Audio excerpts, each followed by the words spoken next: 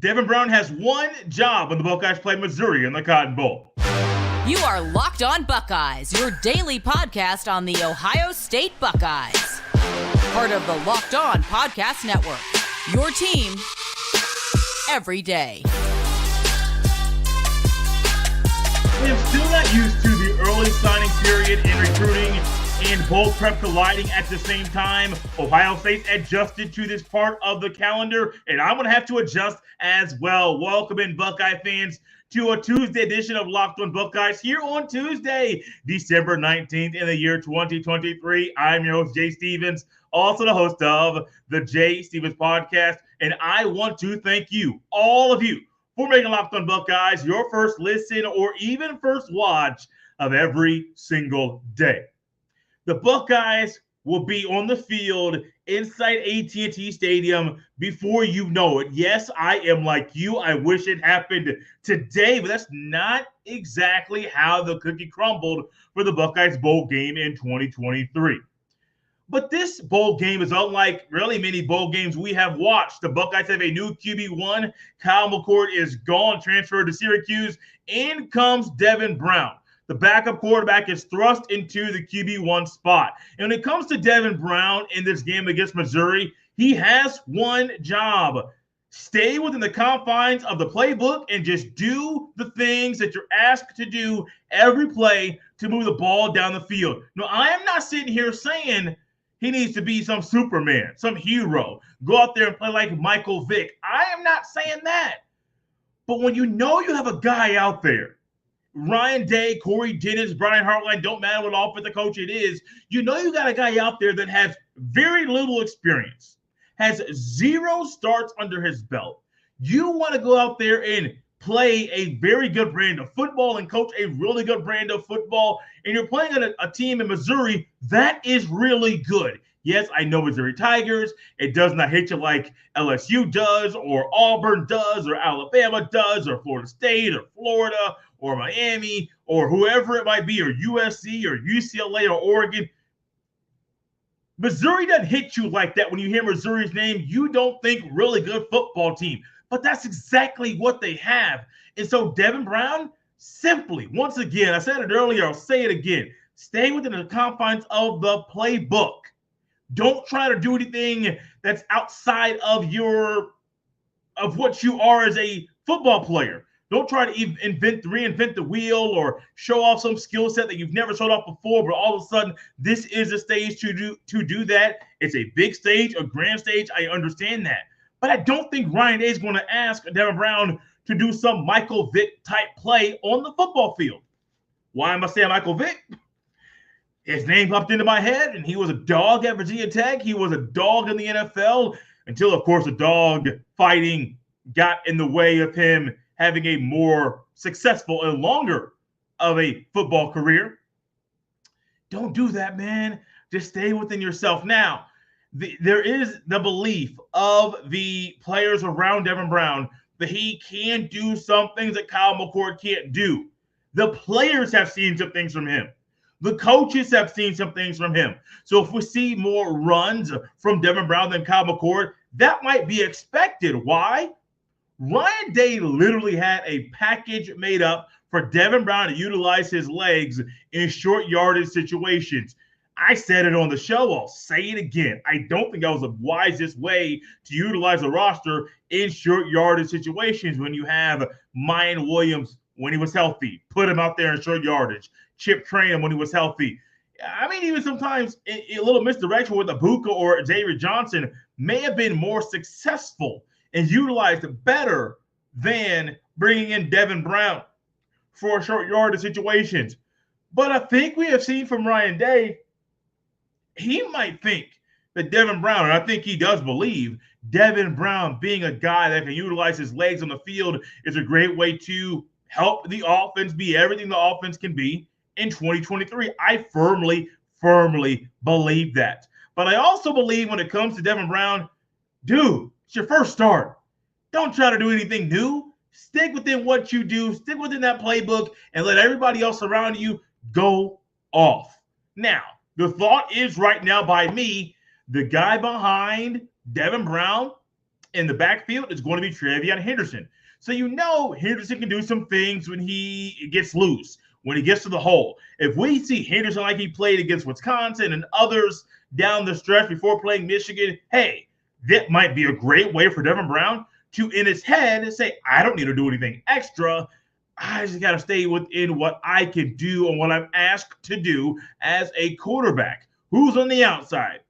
Harrison Jr., I believe, is going to play. Abuka is going to play. Julian Fleming is gone. Who gets moved up? Is it Jaden Ballard? Okay, let's see what you can do, young man. Is it Cardinal Tate? Great. I would definitely love to see Tate over Jaden Ballard. It's not me saying Jaden Ballard is bad.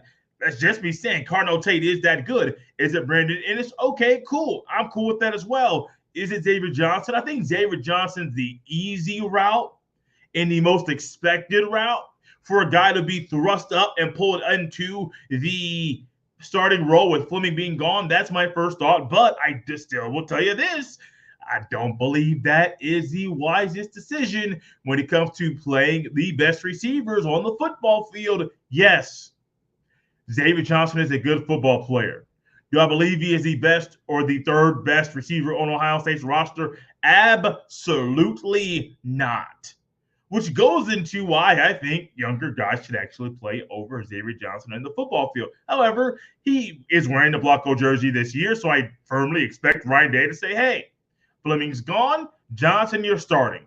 I'm cool with that. I understand it. I understand the thought. Don't think it's the best way to utilize the roster, but I understand why that would be the thought. And this thought about Devin Brown, let's go back a little bit to him. I don't really believe that if he plays well, he's automatically a starting quarterback in 2024. I don't think that at all. Plays well, wins. I don't know. But I do know this. Buckeyes win if he stays and does what he is asked to do and does not deviate from that, doesn't try to reinvent the wheel, doesn't try to, do something that he saw on Madden or the NC2A Football 14. If he just does what he is asked to do in the final game of the regular season, that is a great way for him to have an upper hand, an upper leg, and cement his footing as the first quarterback in the room heading into spring ball. Now, when we come out of spring ball, when we dive into spring ball, trust me, I'm going to have my own thoughts about Lincoln Kienholz, about Eric Noland, about Devin Brown, and about somebody else who the Buckeyes might bring in via the transfer portal. And I've said it once, I'll say it again, and I'm going to keep saying it until the portal window closes. We get into the spring at the end window. I'm probably going to say it again if the Buckeyes don't bring in a quarterback. They need to go out there in the portal and bring in a quarterback. I talked about Malik Murphy. Trust me, I think he is good. I'm comfortable with them bringing him in. Malachi Nelson from USC just decommitted as a freshman. Do I think he should come into Ohio State? Haven't dove into it enough to say yes or no. However, what I do know is this. It wouldn't shock me if Ryan Day went out there and said, I understand we have some older guys in the room. We got some guys here, and if you bring them in, it might ruffle some feathers. But if I think, I'm speaking as Ryan Day, if Day thinks that guy is the best guy out there for Ohio State to be a phenomenal offense in 2024, you go out there and bring him in. That's it. That's your job. You bring him in. But even if Ryan Day brings somebody in, if Devin Brown just does his job, stays within the confines of the playbook, and doesn't deviate from it, even if Ryan Day brings something in, simply doing your job and listening to the coaches and being coachable, hey, that still might give DB, some of y'all want to use that nickname, so be it, that still might give DB the upper hand in this quarterback battle. You had one last offseason, going to have another one in the upcoming season as well. Speaking of Devin Brown and Lincoln Kienholz and Aaron Nolan, they all found themselves in this conversation. They all have one thing in common. We'll dive into that next on Locked On Buckeyes. This episode is brought to you by eBay Motors. Passion, drive, and patience. What brings home the winning trophy is also what keeps your ride or die alive. eBay Motors has everything you need to maintain your vehicle and level it up to peak performance, from superchargers, roof racks, exhaust kits, LED headlights, and more. Whether you're into speed, power, or style, eBay Motors has got you covered.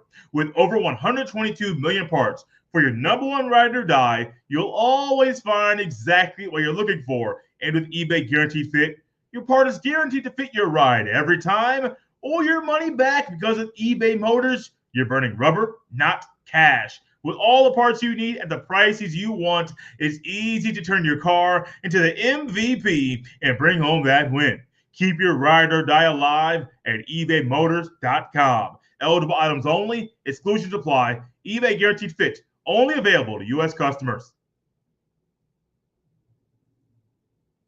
Thank you for making Locked On Buckeyes your first listen or first watch of every single day. Locked On has launched the first ever national sports 24/7 streaming channel on YouTube. Locked On Sports Today is here for you 24/7, covering the top sports stories of the day with the local experts of Locked On Plus, our national shows covering every league.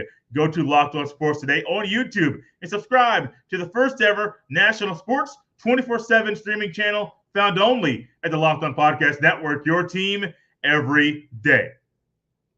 Now, some of you might be wondering, Jay, what do Devin Brown, Lincoln Kienholz, and Aaron Nolan have in common?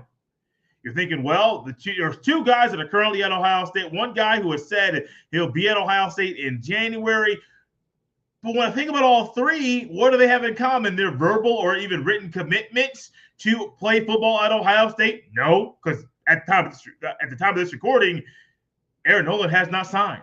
So, no, that's not it. Eventually, that is going to be a common theme for all three, but that's not it. But the one thing they have in common, all three are unproven at the collegiate level. And I'm not here to try to just throw some water on your fire and to try to burn that thing down. I am not trying to do that, but more provide a reality check. There's been some pushback by numerous people for a while. Buckeyes should just trust their quarterbacks. Don't go elsewhere. Don't go out anywhere else to try to find a quarterback. Go out there and just trust the guys you recruited, which to some makes a lot of sense. And I do think there is a degree of validity to that statement and a degree of something that you can hold on to and say, yes, Ohio State should trust their recruiting. Here's the problem with that. Trusting in recruiting is great. You're recruiting guys and evaluating guys at the high school level. Not everybody you evaluate and you project to be, hey, he's a future starter, or maybe he's a backup in year number 2, and maybe a backup in year number 3 because the older guy stayed, and all of a sudden year 4, bam, he's your starter. That's not the case. When it comes to these three guys, and I got some numbers here for you, their numbers, their stats so far in their career, they're not hot. They're not amazing. And collectively, they've only thrown 27 passes in their collegiate careers combined. Devin Brown's only played 7 games in his career through his first pass of his career and passes this season. 12 for 22, 54.5 passing yards, 197 receiving yards, 2 touchdowns, 1 INT. Lincoln Kienholz, what are his numbers? 4 for 5 at 80% completion percentage. Yards 25, no touchdowns, no INTs, and that 1 incompletion. I forget the exact game. Was it Michigan State? I think it was Michigan State because I was out of town for that game. Remember watching that game, and on third down, I think it was like 3rd and long, 3rd and 8, 3rd and 7, maybe. Forget the exact down or distance. Lincoln Kienholz drops back, throws the ball. And Ryan Day had that same look he gave to Common Court numerous times. What are you looking at? What are you thinking? Why did you make that decision? So not only is it that they don't have any passes, Lincoln Kienholz is still figuring out how to play the game. And that's not a knock on him. And I'm not sitting here trying to knock Devin Brown for being inexperienced or for him not having or him being unproven or for nobody really knowing what Devin Brown is going to be when he's a consistent quarterback on the football field. I'm not trying to knock that. More provide a reality check for the Buckeye fans watching and listening to this show, or that may do it in the future.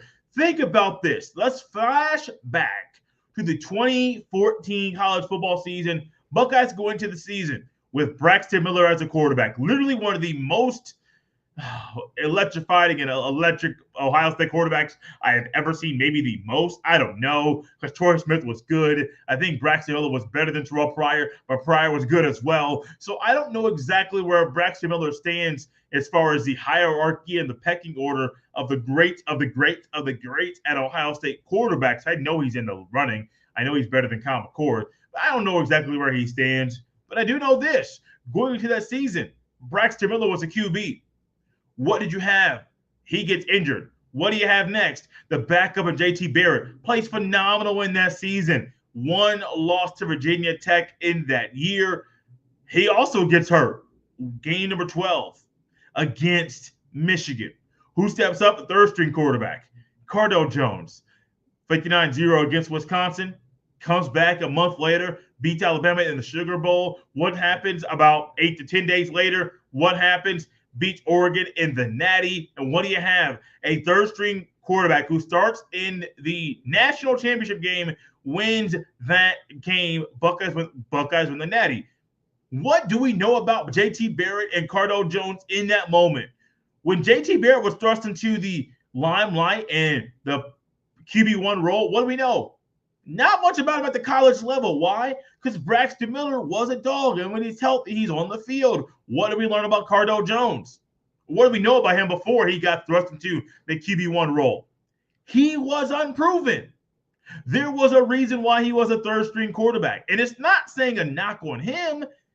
Hey, look, you got Braxton, you got JT. Yeah, hindsight is 2020, but buddy, those are some pretty good players. So they were unproven. Bear was unproven. Jones was unproven. They also showed, hey, we could do some good things with the football. Now, I'm going to come out and say this. I am not up here saying Air Noland or Devin Brown or Lincoln Kienholz, or any three of them are the caliber player right now as a Braxton Miller. Definitely not. As a JT Barrett.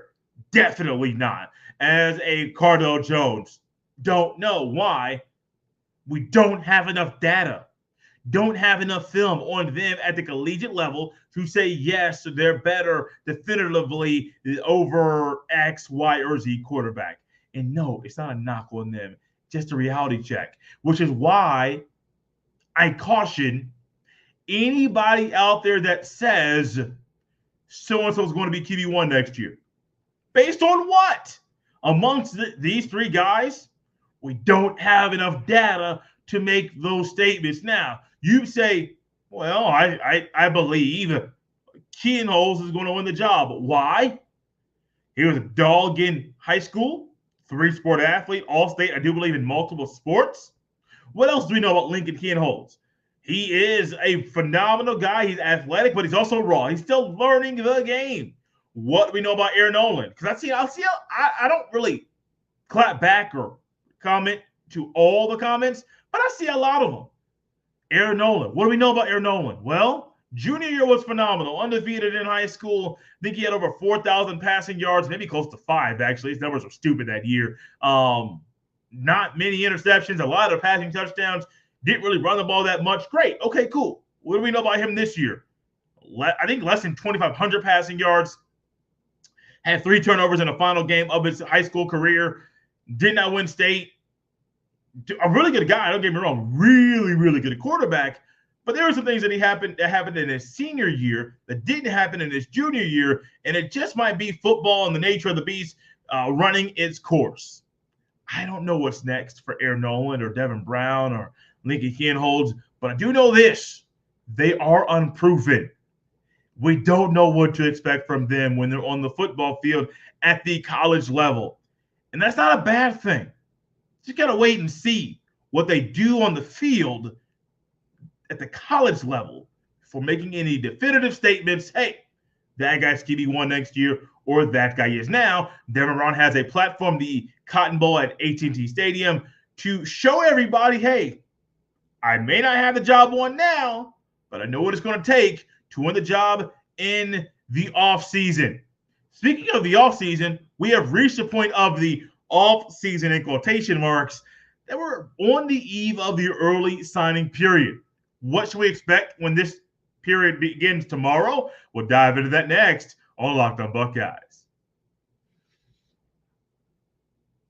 This episode is brought to you by Billiards Plus. Billiards Plus has the best selection of pool tables, game tables, shuffleboard tables, and more. And the best service in Central Ohio. And did you know Billiards Plus has top-of-the-line grills with up to 30-year warranties? That's longer than most roofs. Billiards Plus carries the best pool tables from Brunswick, Allhouse, Canada, Billiards, and more. Plus, top-of-the-line grills from PK, Napoleon, Memphis, and the Griddle. That could very well be the last grill you own.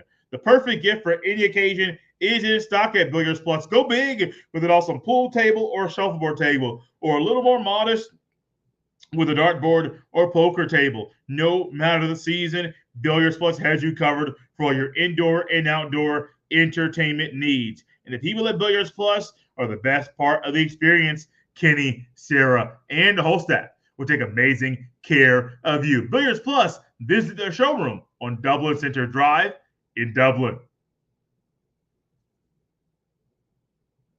Thank you for making Locked On Buckeyes your first listen or first watch of every single day. We are on the eve of the open of the early signing period in college football. It is definitely one of those things that when it comes to Ohio State, recruiting is huge. It is big. It is one of those things when we think about recruiting, our minds are there all the time. We're watching the guys that are going to be moving to Ohio State's recruiting class. Oh, is this guy going to flip? Is this guy going to stick? Whatever it is, flip season is here. Had Dylan Raiola flip once again. He flipped from Ohio State to Georgia, and he flipped from Georgia to Nebraska, where I think it should have ended up the entire time. Talked about it earlier this year in regards to Raiola's commitment. Still one of the oddest recruitments that is out there. But in regards to this recruiting early period, there's an early signing period that begins tomorrow, runs through Friday. It used to be in February, used to be one day, but they split it up between an early period now and the one at the end after the Natty is played at the beginning of January for the rest of the players to sign the national letters of intent. The national letter of intent, I do think there's a narrative out there that people believe you gotta sign. No, and I'm reading this directly from the National Letter of Intent website. Go there, nationalletter.org. And this is it. It lays it out here about the National Letter of Intent when it started in 1964 with 7 conferences and 8 independent institutions. The program now includes 652 Division I and Division II participating institutions. Now, this website is not just for college football. It encompasses all the sports. You can go there, find the signing dates that are there that are available. I mean, it has all the information you would want because this website is dedicated to the NLI, the National Letter of Intent. Now, there's a narrative that says everybody has to sign. You don't. This comes directly from the website, quote, "The NLI is a voluntary program with regard to both institutions and student athletes. No prospective student athlete or parent is required to sign the NLI, and no institution is required to join the program," end quote. I definitely understand that, and I actually am not mad about that. You don't have to sign. You can. You don't have to. This just locks you in for 1 year. So for the school and the athlete, it locks you in for 1 year. Now, there are some circumstances where your NLI or National Letter of Intent may not be honored, or it could be altered and voided for different reasons, but that's a very rare case. For Ohio State's current 2024 recruiting class, it's at least a hard verbal commits. It's headlined by 2 guys. They're both wide receivers. 5-star receiver, number 1 in the class, according to 247 Sports. It is Jeremiah Smith, followed up by Mylan Graham of New Haven High School in New Haven, Indiana. You got Andrew Houston, who is a high school teammate of Dylan Raiola, which also goes into adding how odd this recruitment was. You have the number 1 player in the state of Ohio, and Aaron Scott. Aaron Nolan is a commit as well. Jeremiah McClellan, James Peoples, Garrett Stover, Bryce West. Not going to go through the entire list, but there are currently 20-plus players that have a hard verbal commit. The Buckeyes also recently got news that a player that they wanted in recruitment ended up going and choosing to play at USC over Ohio State. And I understand it. It's odd. Trust me. It's weird. It's defensive tackle Carlin Jones that I do believe Ohio State desperately wanted on their recruiting class, and losing Justin Scott, 1 5-star, was huge. Losing another one that really, Justin Scott was a verbal commitment. Carlin Jones hadn't committed yet, but you would want to stockpile all of those things. Don't be shocked if there are guys that are currently on the recruiting class we don't hear anything from until the Army All-American Bowl in January. Because some guys want to still make that announcement official publicly on the national stage. So they may sign between tomorrow, Thursday or Friday, and not make it public in any way until they're on national television during an All-American Bowl. That's just the way that the cookie crumbles. So when it comes to this period, be excited, because a lot of guys right now are going to sign during this period and not wait until the later period in February. You sign, your commitment, or your recruitment is done. The coaches that are trying to get you to alter your commitment and go against a verbal commitment or try to throw money your way, that is done. That is over, at least for next season. That is not to say that some coaches and some players and other people that are part of the athletic departments and football programs might not use other tactics to get a hold of you and to get in your ear and to get you to change your commitment. Trust me, there are so many ways these coaches know how to do this stuff. I don't know what the right or wrong way is for these guys, but I do know this. This time of year is exciting. It's fun. It's going to be a lot of stuff coming your way tomorrow. A lot of news coming your way tomorrow in regards to National Letter of Intent. You might also hear name, image, or likeness. So if you see NLI or NIL, make sure when you look at it, you know if that middle one is an L or an I, so you know exactly which one they are speaking of or writing of. Because name, image, and likeness, NIL, is definitely going to be thrown around tomorrow, because some guys, they want to go to the highest bidder. That's just the world we live in inside college football. So the early signing period is tomorrow. Looking to try to get Brian Smith, Locked On's recruiting analyst, on the show later in the week towards the end of the early signing period to kind of get a recap of what we witnessed, what we watched, what we learned about Ohio State, and in regards to what guys that are part of this recruiting class might see playing time next year. Out of here on a Tuesday, Buckeye fans. You can follow me on X, which is formerly known as Twitter, at jstevens07. Send all of your emails to jstevens317@gmail.com. Thank you for making Locked On Buckeyes your first listen or first watch of every single day. In the meantime, you can definitely go ahead over to check out the Locked On Sports Today podcast and make that your second listen of the day. Locked On Sports Today is a place to get all the sports news you need and all the sports news you want in 20 minutes every single day. Both Locked On Sports Today and the Locked On Buckeyes podcast, they're both a part of the Locked On Podcast Network, your team every day. This has been Locked On Buckeyes here on a Tuesday. I'll see you next time.